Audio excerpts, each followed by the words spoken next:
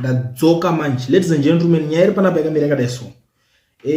Hope weching'ono mamuziva ndiwo kumbobuda achiataka Advocate Nelson Chamisa pamazuva adarika kubuda yake achiataka. It's easy to criticize.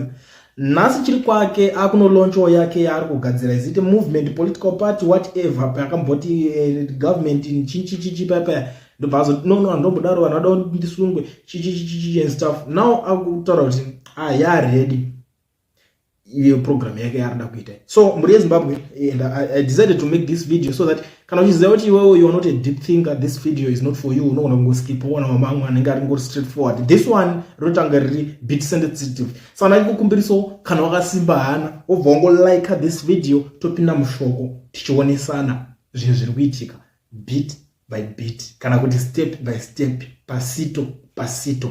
Nyaya iri panapa iyoyo yakadai so. Vaching'ono ndo vatanga vakanyora pa social media pavo vachizivisa vanhu kuti I'm glad to inform you that the medical team in Harare is now ready and I will be sharing the WhatsApp number tomorrow. This is a pilot program that will begin with 10 elderly patients above 65 years of age who need to see a consultant physician 10 a week, and then we scale up. Dr. Nyasha Maboreke will oversee this pilot project. Once I share the WhatsApp number tomorrow, the elderly patients can send their details to it and a practice nurse will vet them. This means to give access to our elderly people who ordinarily would not have been able to afford a consultation with specialist doctors. More action and less talk. Let us get moving. Ndo mashoko ari kubudiswa na vaching'ono vachitaura kuti vato ready to kick iko zvinezvi. So as I'm talking to you, kureva kuti this thing is tikangoti it's official. Zvavakutongopo, vakutongorana. Zvavari kuita this programming. Kana tikasada kushandisa pfungwa dzedu kuti tinyatsofunga zviri deep like zvinambotaura kuti izvi zvoda ma deep thinkers, tikasada kuzvifunga nepfungwa dzedu dzinoshanda zvinenge zviri right 100% correct bo zvekuti cause tinoti kuti everything bo, but tikada kuzonyatsofungisisa sema deep thinkers tinozoona kuti zvinhu zviri kuitwa izvi zvine pazvakashatira, ende zvakatoshatira zvacho zviri kutobenefita government iripo yeZANU-PF zvakanyanyisa more than anyone else. Why?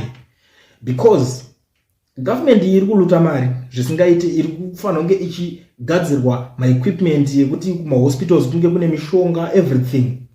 Makanzwa mari yese yakanzi yakatoshandiswa izvi so yekunzi 1.7 billion. I think for about 170 kilometers or something. Karoad kadiki varoshanda 1.7 billion kugadzaka road ngekungonzi preparation yeSADC.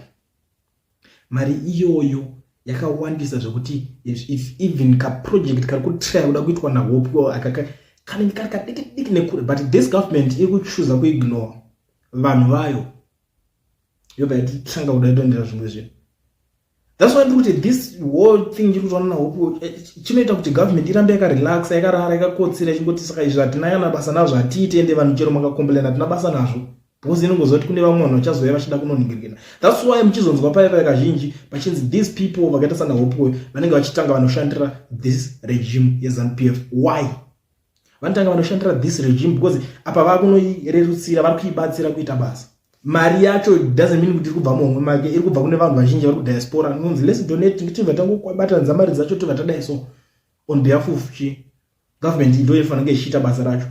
I understand kuti kuna vanhu vakaita sana Chari wewe muchinda wewe anoita zvinhu zvakanaka zvokuti kuzvikoro anotongosvika utoona pane need, akavaka zvawanda zvikoro zvaatavaka zvaavaka iko zvinezvi achingoti ngatite GoFundMe tigadzire chikoro. Zvinhu zvakanaka zvichiitwa naiye Chari, but ukatarisa ndosokuona kuti Chari ane kamwe kakurespectwa mbijana kaanoitwa nevanhu andite. Saka this guy manje akatanga ataura uyopo let's create a government in exile chichichibva munhu wekuti pfungwa dzake rada kutanga political party because atombotaura kuti these ideas ndakadzishare nema opposition leaders and they decided to ignore the whole ideas. Saka ndakabva ndangoti regedza ndisumuke nditange kuita zvinhu zvangu ndega handiti.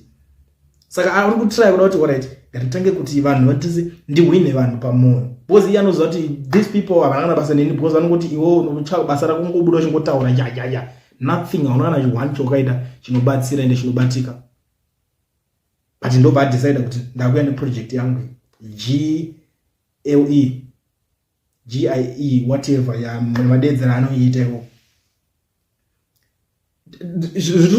nanhasi zvichiri kundishamisa kuzi ine ndambonyazofunga kuti ijuti rehurumende regovernment mari vanayo mari yekuita izvozvo it's a small thing haisi chinhu chekuti government ingaswerera chinzi yatadza kugadzira zvinhu zvakadaro kana tiri madeep thinkers tongakwanisa kuzounderstanda izvozvo but tikangoti vari kutadza zvinhu ndoti saka ngatiitei tega the next vacharamba vachingoluta vachingopfuma ivo vachidya nevana vavo but zvimwe zvacho kuonesana kuti no because the same people vari kunzi ivavo the elderly people ndo vachada kunobatsirikana.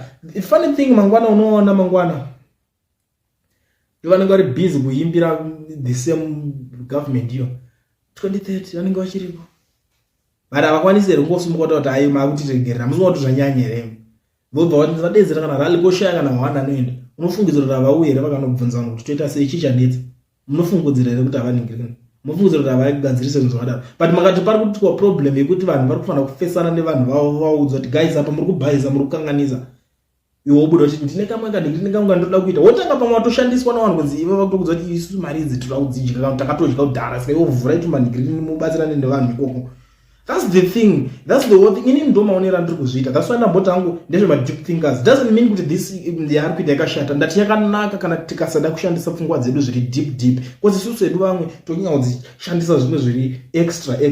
That's why. But strategy yake ayo iri nani. But ndiri kuzoona pane vamwe vanhu vari kutauka kusatowirirana iye upe wacho.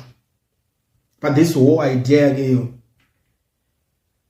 Vanhu vari shoma they are very few because inini patanga tutazve this idea yake ndangotarisaona kangoti akuita sei futi because ndinite maonero ndinge ndizviita doesn't mean kuti andina rudo nevanhu ayo vanhu ndo vatotoda umar kuti thank you for seeing through the lies and false promises. We need to fight for the environment to change so that everyone will benefit. How is my mother going to benefit from this initiative? The country should work for everyone, not for a few. We are being asked to refocus. So these people, they decided to come, comment under panel. And this we should never buy in such agendas, trying too hard to be a leader of some sort by my prayers. No one will buy in. Chinichesa chinoitwa nemunhu ane nigirikini yekuda kuzvita politician or advisor ma politician anything chinoita ne politics munofanira kuchingwarira strategy inenge iri strategy at the end of the day yanguti ndina idea next thing imimi mbandana yemari pafana kuongororwa zvakanyanyisa ipapo zvinhu zvisati zvazonyanyisa kushata mangwana because the next thing this government is like unongochidzimira moto vanosara vasingosisina kana pressure but isusu hatina kana pressure hatina zvinhu zvekutinetsa zvinhu zvedu zvese zviri correct hatina kana maproblems ekugadzira tasota ananga kutobhamba takatagadzira zvedu zvese zviri zvakarongeka but vakasvika pa the extent kunyatsokuonesana nevanhu kuti aiwa pashata and the plan. Imagine zvakataurwa mazuva adarika pachitaura kuti anzi isusu taane mapercentage mangani pane mapercentage vakataura kunzi tatopedza almost 70 something percent zvipatara anzi tatopedza almost done and I was like saka 70 something percent dzacho sakura kuti zvinhu zvacho zvekutowedzera kuti akuisika takada kuzvitarisa because even now izvezvo vada kutira kuenda kunzi takatogadzira enda kuzvipatara kwatisvika kuti urwara vanokunyorera prescription kunzi ndai munoona doctor. Those are no. Now, Mumwaruti being asked to refocus, make the environment better for ZANU-PF. Continue. You see?